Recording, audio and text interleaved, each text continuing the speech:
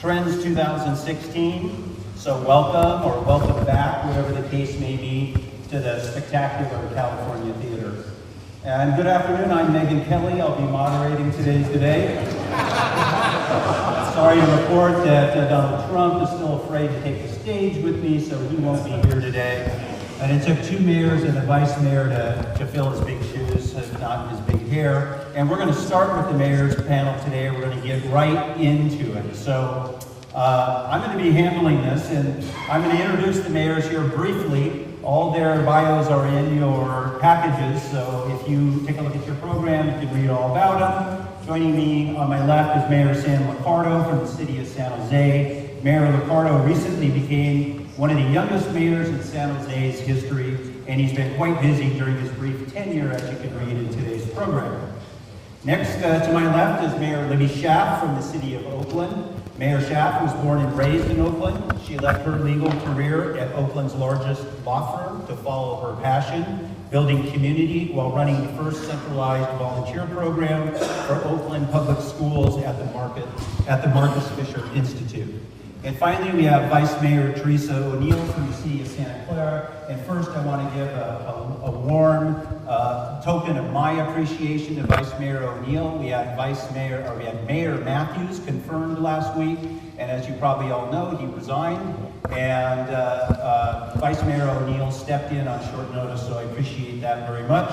She was born and raised in the area as well. And her background includes sales, marketing, and government contract compliance at HP. She was elected to the City Council in 2012. And maybe she can start out with touching on the transition of Mayor Matthews and talk to us a little bit about what happened, what's happening, and what you think is going to happen. I think you have about 3 weeks left to name a replacement, so we'll start with you.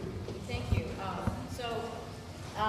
Mayor Matthews surprised everybody and said that he wanted to spend more time with his family. We've always known he's been very dedicated to his wife and children, so that caught us a little off guard. I guess he figured that he went out on the highest note possible after having a highly successful Super Bowl in Santa Clara. And so we've been, the council, the remaining 6 members of the council have been mulling our options under our city charter. And we had the option of going with either doing an appointment within a rather short time frame or going to an election. And what we opted to do last night was to do an appointment. So we'll be meeting tonight at 7 o'clock to see if we can find a majority vote for a candidate through that process. Are you a candidate? No, I'm not. Any inside scoop you want to give us on who you think the front runner might be? Well, no, I'll leave that speculation to the press. Okay, great. Let's move to Mayor Schaaf, and we'll get your automatic question out of the way. It seems like the Raiders and the A's have both been in the press a lot lately, and you face a little bit bigger uphill challenge than perhaps some other places do. SAP Center has been a tremendous success in San Jose, as has Levi Stadium in Santa Clara. Is there a legitimate chance of keeping these sports franchises in the Bay Area, and what's being done to try to make that happen? No, absolutely. I just got elected mayor a little more than 1 year ago. And in that year, I think we've made some tremendous progress. The A's have stopped looking at Sam City. and now have very publicly stated their commitment to staying in Oakland. And we're working with them around what is the appropriate site for a new, gorgeous ballpark for them. I've made it no secret that I would like to get them down to our waterfront. Oakland enjoys 20 miles of waterfront property. There is a kind of defunct maritime terminal right next to the ferry landing in Jacqueline Square, where there is tremendous community consensus that this would be just a fantastic place for their new ballpark, and we are making progress in talks about that as a potential site. The Raiders, that has also been, an interesting journey. I've learned a lot about NFL politics last probably kind of close to presidential politics.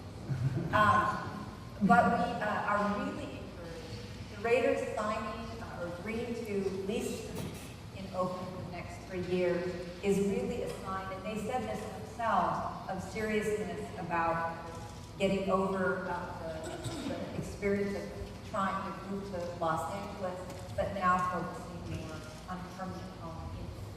So compared to a year ago, I'm feeling far more optimistic about our Teresa state, where I believe they belong.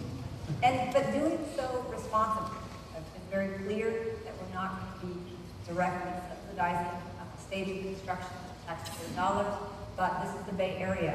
I have good examples to look to about how this can be done in a responsible way that works for the teams, the fans, and the taxpayers. Some people think that responsible way is to share the stadium with the 49ers. Any thoughts on that, or is that a little premature? I don't own the football team, so my opinion does not matter. I have every reason to believe that those discussions have been. Yeah, okay.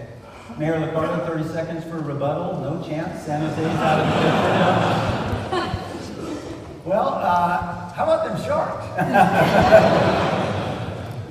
No, I think it's great. We need to keep these teams in the Bay Area. So if they stay put in Oakland, that's great for the whole Bay Area. Honestly, if the Raiders stay in Oakland, I think that would be a very big positive from the standpoint of just the tradition of the team and the franchise and all that. So it's a good thing. Let's keep them in the Bay Area. Yeah, it's probably no better example of a franchise connected with the city than the Raiders in Oakland. So, Mayor Liccardo, I don't know that I have the natural question for you, but I did a little bit of internet research, and so if I had one, it would be this. Are you a candidate for Barbara Boxer's U.S. Senate seat? And if so, will you be sending us emails every 2 weeks asking us to donate to your campaign? There are two questions there. The answer to the first is no. The answer to the second is probably still, yeah, I'll still send it. Yeah. No, I'm happy to support Kamala Harris. She's going to do a great job. Okay, great. So, also read that The Big Short was one of your favorite books, and of course that was about the mortgage meltdown. I don't know if you saw the movie, but yes. There is a lot of talk about what's going on in our economy right now, and you're not economists, I'm not. I'm going to talk a little bit about it, so is Greg, but is it different this time? Do you think that what we're looking at now and the great prosperity we've had in the Bay Area, is that going to continue, or is it all going to come crashing down here pretty soon? Well, I think we all see the clouds on the horizon, so it's clear that there's some slowing coming. What you always hope for is that whatever the good news is that we've heard over the last couple of years, it's been pretty tremendous news. I mean, San Jose led the country among major U.S. metros with job growth last year. You just hope that there's enough transparency in the system that really the market signals are not betraying any sensible investments or decisions, as you had with the meltdown in 2007 and 2008. And I feel like we're in a better position based on what I'm seeing in the economy. I think there's real job growth. This isn't, 2001 with Pets.com. This isn't just all about real estate like in 2008. We've got real companies that are producing real products that are driving real revenue. Obviously, China is a whole other story if we're going to talk about transparency. But at least what's happening here in the Valley, there's going to probably be another recession very soon in this country, but I think the Valley will ride it out pretty well. Great. Mayor Schaaf, any thoughts on that? I agree with a lot of what Sam said. Everything I hear is that there is kind of more meat on the bones during this economic cycle. And the thing I love about Oakland, we have a very diverse economy. And so we've been able to kind of ride out different bubbles popping first, just because we have so many different economies, different businesses and sectors in our economy. Tech is one of the fastest growing sectors, although it's only the third fastest growing sector in Oakland. We're seeing tremendous growth in healthcare, in our entertainment, hospitality industry. So we feel very good. We're seeing manufacturing back.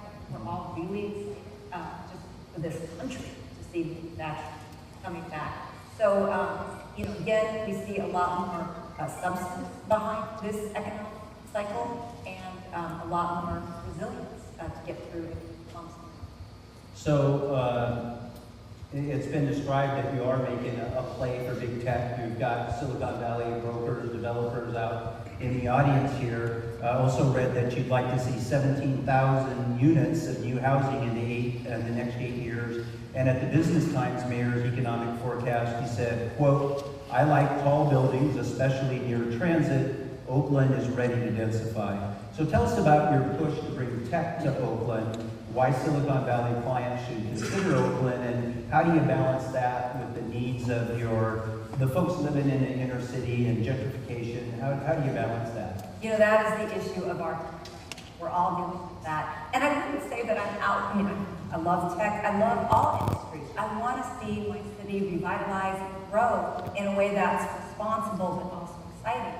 And so I think tech is being naturally drawn to Oakland because just in general, that sector is falling back into the cities. There is an energy, vibrancy in cities that businesses are recognizing. The talent that they're trying to recruit is recognized. They want to live in cities. They don't want to be stuck in the god-awful traffic that I was stuck in just driving here in the middle of the day. Like, what's up with that? Park will be open next year. I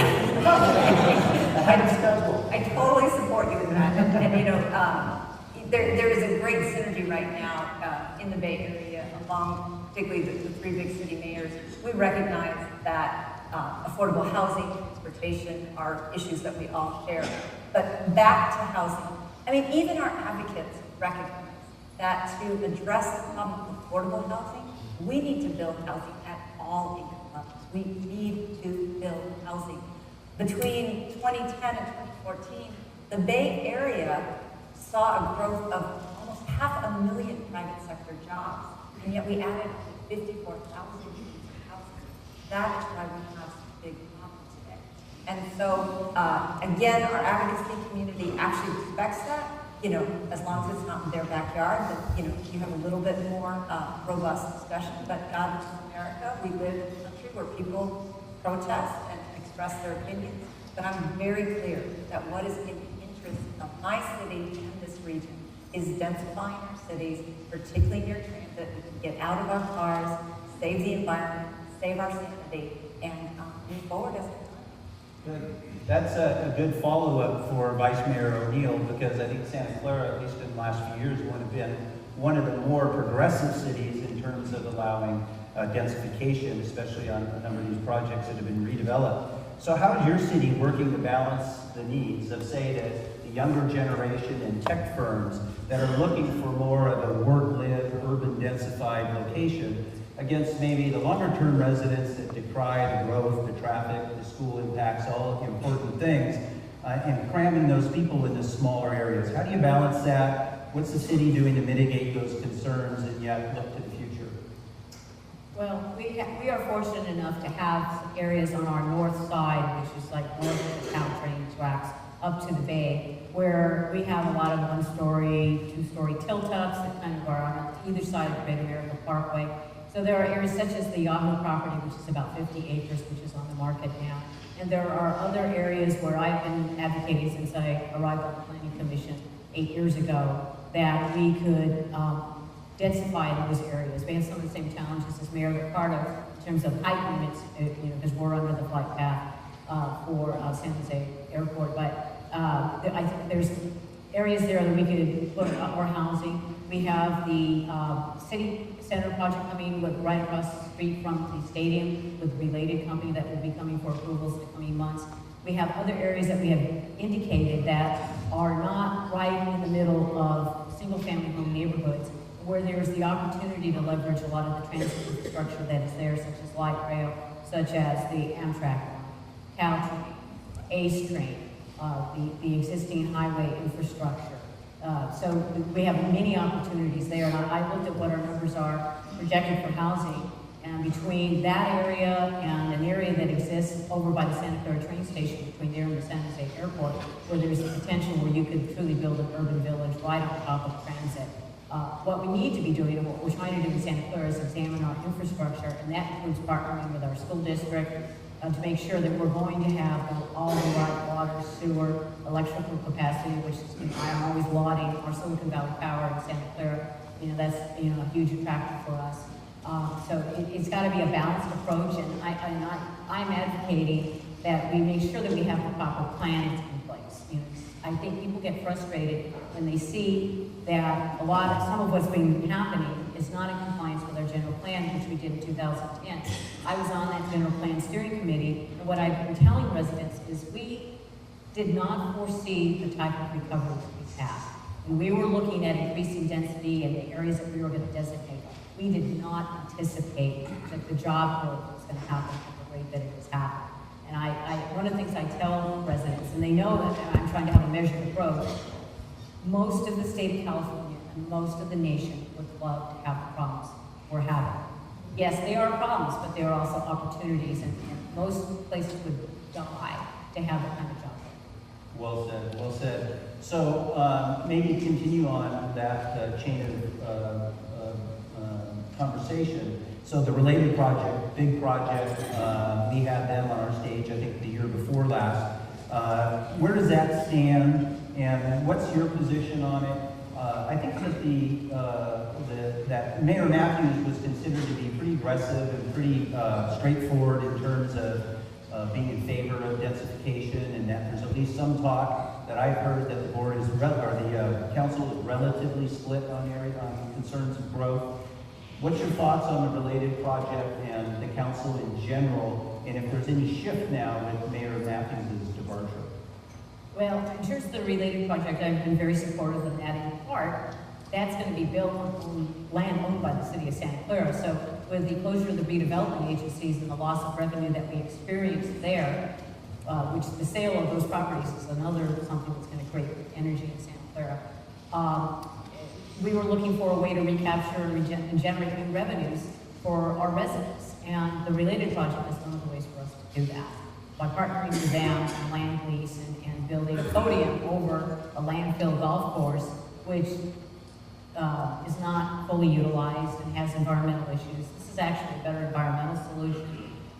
We still have those other challenges, and when I'm talking to the related people about, really specifically, is making sure we have as robust as possible interconnection into the transportation infrastructure. Because I told Mr. Ross was out here a couple weeks ago, and I told him, he was here in town for the Super Bowl, and I said, I've been quoting you a lot. With what? And I said, the last time I met with you and talked, you came in and you said down and said, oh my God, I can't believe the traffic out here.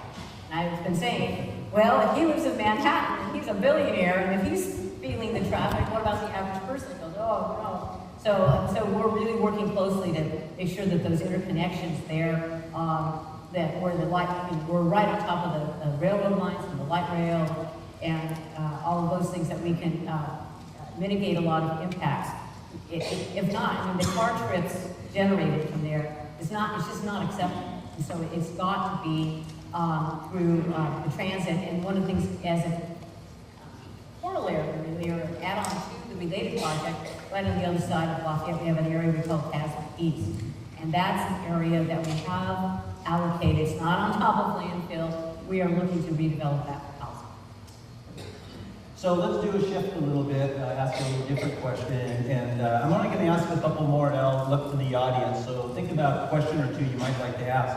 So there's also been a lot in the press lately about the influence of lobbyists, especially as I've read a lot about that in San Jose and Santa Clara. You probably deal with it as well in Oakland, Mayor Schaaf. Tell us how that plays out in your cities. Who are these lobbyists? What do they want? Are they in the development community? Are they advocating for development? And do you listen to them? And we'll start with you, Mayor Liccardo.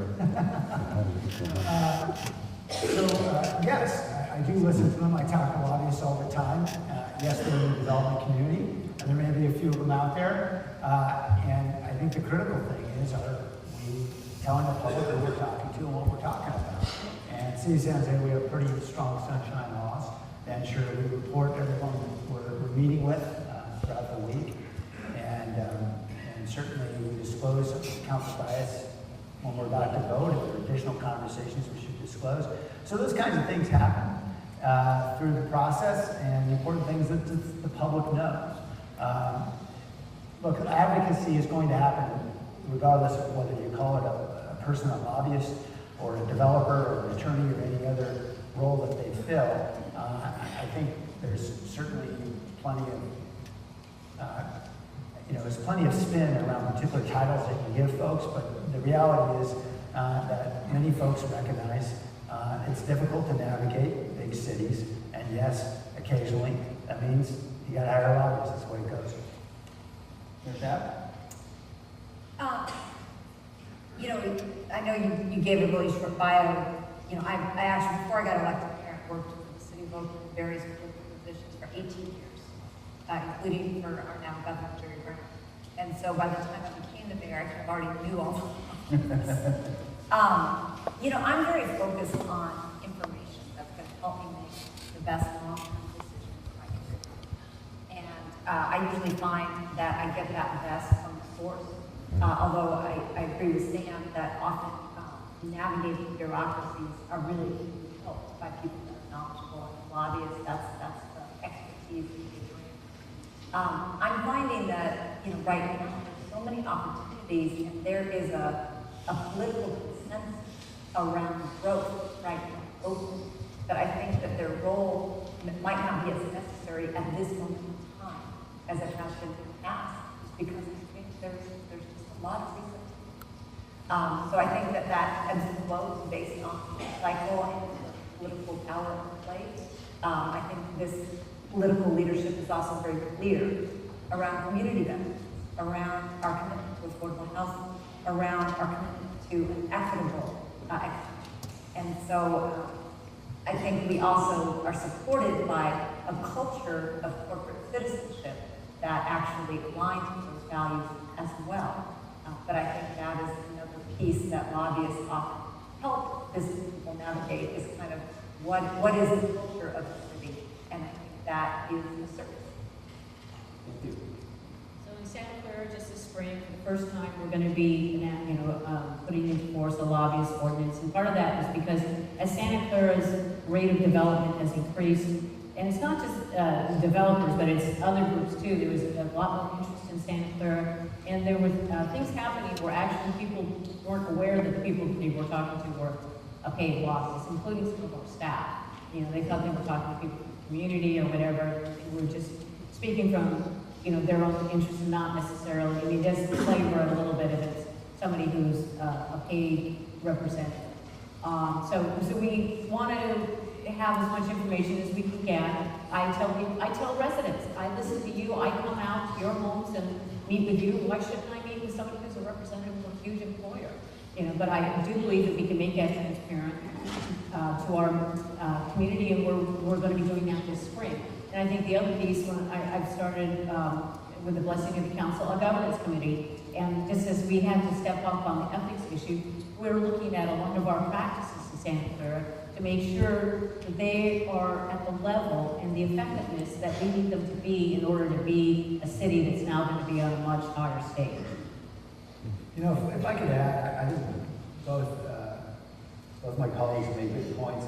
I find it certainly more effective when I'm talking to the principal. If it's an employer, I want to talk to them. If it's a developer, I want to talk to them.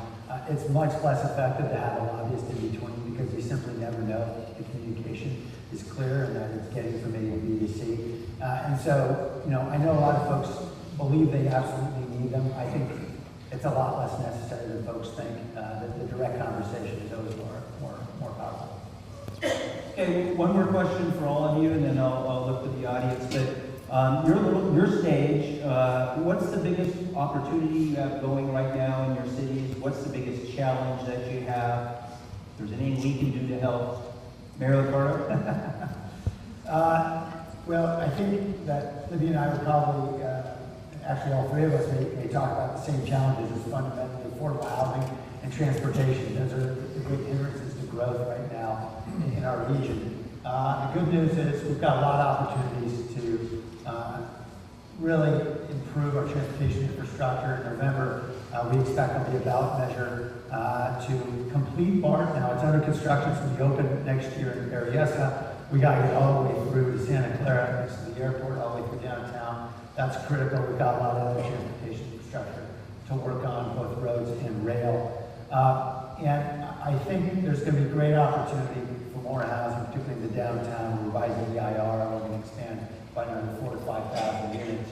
I think there's going to be great opportunity around Liccardo. I think we'll have some big news to announce in a few days about major transportation projects coming that direction as well. So there is enormous opportunity in the long view. We know that there's some speed bumps here as the recovery, or I'm sorry, the recession may or may not affect us.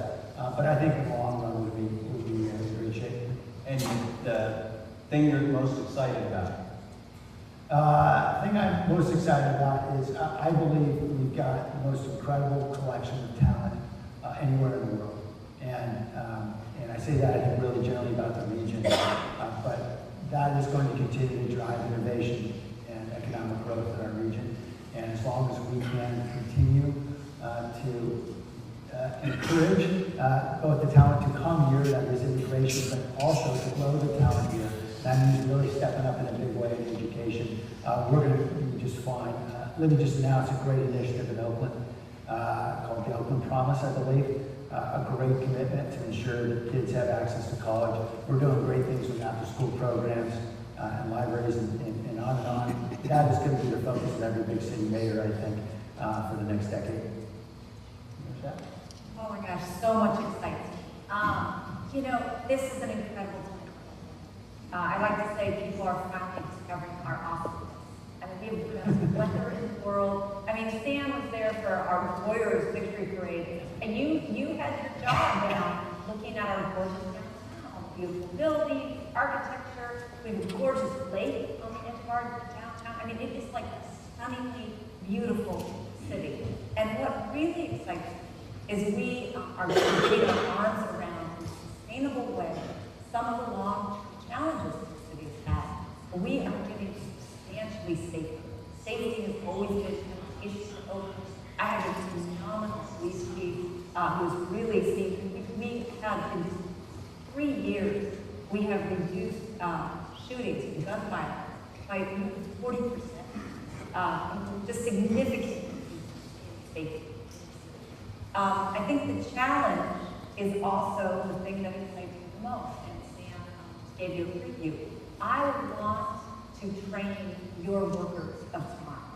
I want to give you the most talented, innovative, skilled workforce that you've ever seen, and the most diverse workforce that you've ever seen. That is something I think there's a conversation in Silicon Valley in particular around having a workforce like America. And believe me, to Oakland, we have got an incredibly beautiful, we are, by many measures, the most diverse city in America. And so the Oakland Promise, which is a huge commitment, cradle to career, including college savings accounts for our babies born into poverty, college savings accounts for every single kindergarten that starts kindergarten in public school, significant supports for college access as well as college completion, and then significant scholarships. We just launched it 3 weeks ago. I already had the President of the United States talking about the Oakland Promise, and he was honored in Colliers, and we already have $25 million secured. More than 2/3 of the funding we need for the first 4 years of operation. So this is the thing that I am most excited about, is giving you a great workforce of tomorrow. In Santa Clara, we're very excited about our development projects that are coming related, the properties around the Great America Theme Park that are going to be going on the market. We don't know exactly how those might end up being used. The Yahoo properties and other properties out in that area. So I'm hoping that those projects will help us generate the kind of tax revenue and partnership with the business community, because one of the things that we don't talk about as much, that we do have a huge income divide, and we have that income divide in the city of Santa Clara with a large number of our elementary schools or Title I schools, which most people are really surprised to find that out. And so, we just as with many cities in the Bay Area, we have a tale of two cities. So what I'm excited about the possibility is that we can build a community where we are all partnering, so that you don't have all the people who are, the support workers for high tech that are, having a family per bedroom, and those issues that I'm having to deal with in our community. So I think that, there's, huge possibilities, but we've got to bring everybody in the community along to really have it be a real successful. Okay. Thank you. So is there a couple questions we can get from the audience? And I can't see very well, but we should have somebody with a mic on each side, and if there's any upstairs, there's a mic up there too. So just shout out if you got a question. Come on. Jeff, I have one. Yeah? This is voice, Mayor Liccardo, and thank you for serving as mayor. You've done an excellent job. And you Why alluded. don't you use the mic? Thanks.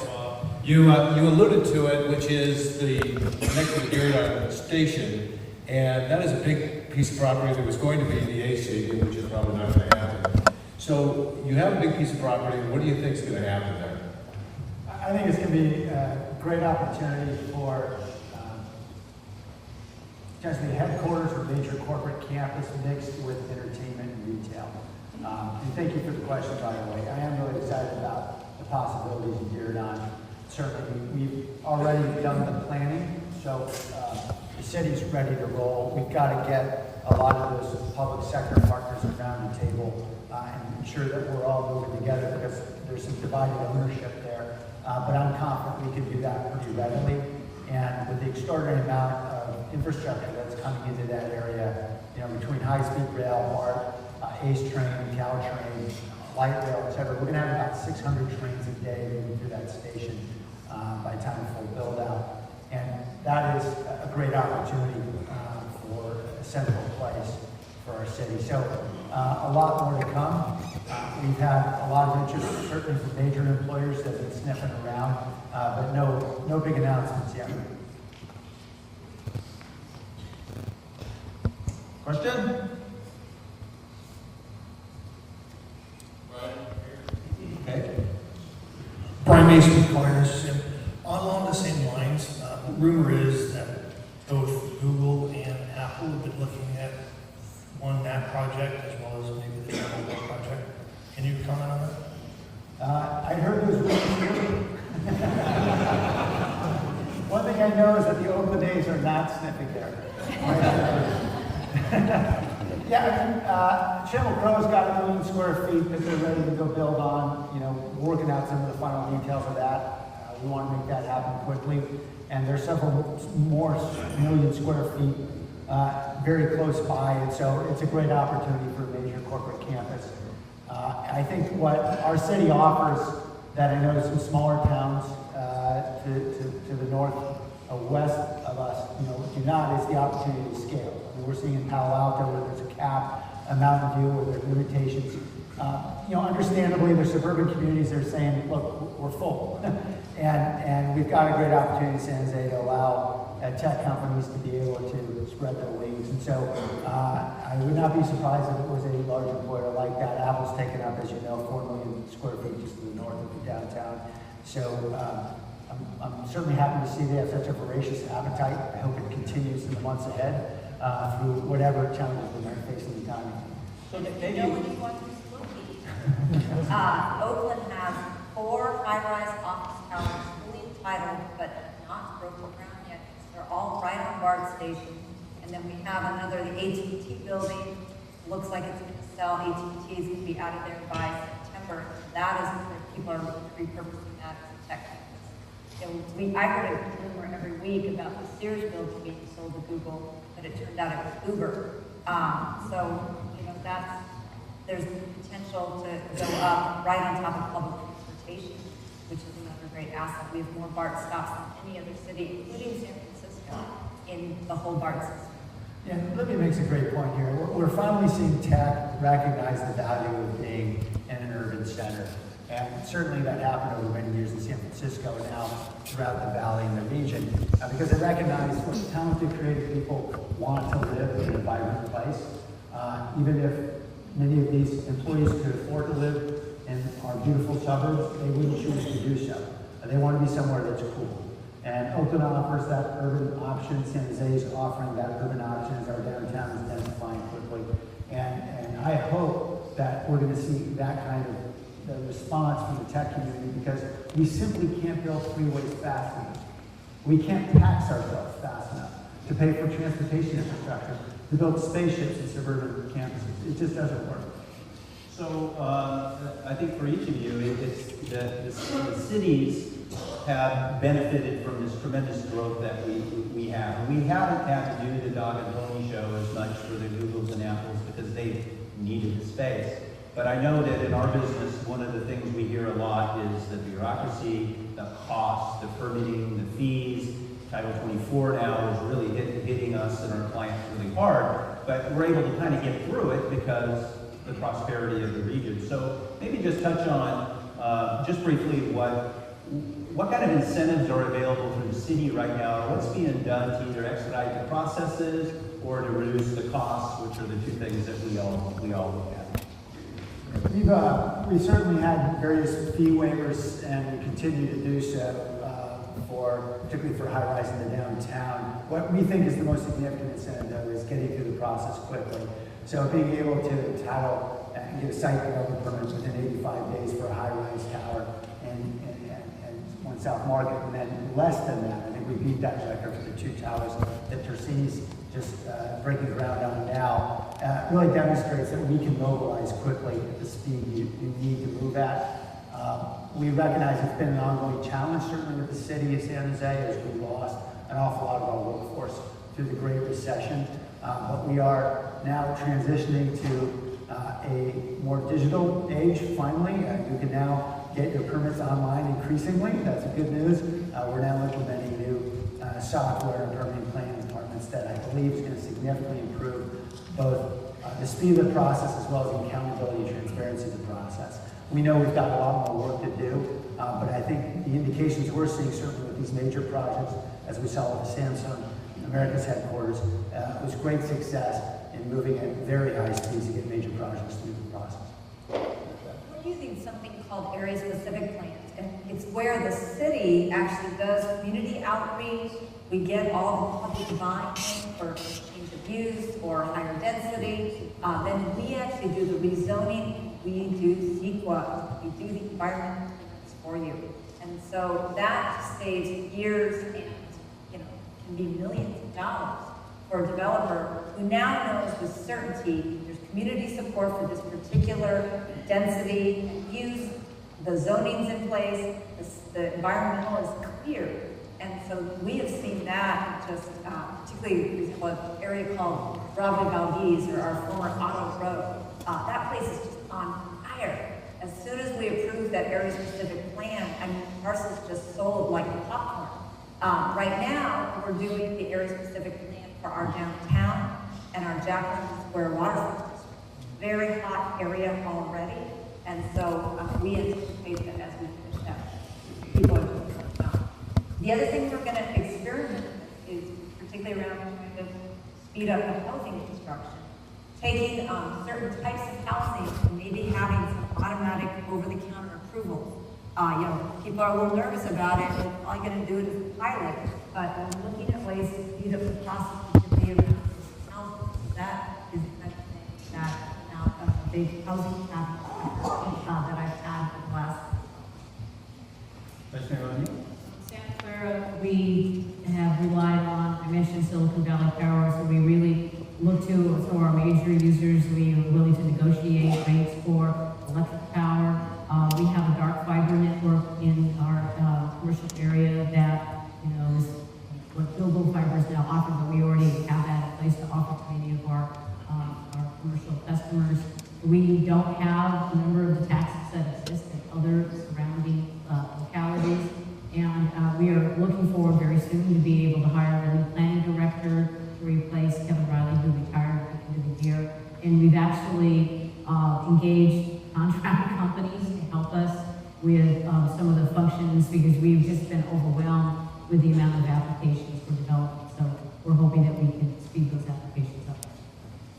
Okay, well, thank you. Just before I let you go, any prediction on who our next president's going to be? Sam? I don't know. Nobody up here is running, I think. I like Libby's line, which is we're mayors. We don't belong to any particular party other than the party of get what done? Get something done. That's right. She said it well. You stay out of that stuff and get it done. I like that. Way to put it on her. I like that. Yeah. Mayor Taft? Sam stole my good line. I just believe that the strength of the Bay Area group is going to stand the test of time. I obviously have my personal strong about who I'd like to be the president. But the good news is that cities are not waiting for leadership from the federal government. We are, and this might not be popular for all of you, we've both done things like raise the minimum wage. That's something that used to be seen as the purview of the federal government, but they're not getting it done, so we're figuring out ways to get it done. Transportation, we've not seen the kind of support to rebuild this country's infrastructure that we need. So we're figuring out ways to work with our state officials, regional self-help. Sam and I might hear once again over the next few years about the importance of the Bay Area really making the best transportation. We cannot wait for the federal government anymore. We're figuring out how to get this stuff done, regardless of who becomes. Any predictions, Vice Mayor? I just wanted to be somebody who's not going to get it in the way of the local governments, because I agree that I think local governments where it's happening. Some scholars have said we're seeing the rise again at the city-state, and I think in California, we've always looked much more out to the rest of the world. My friends that live in other states seem to be much more internally focused, and I think Californians have always looked outward, and I think that that spirit will serve us well, and I just don't want Washington to get in the way. I think we all agree with that. Thank you all. Thank you, Mayor Liccardo.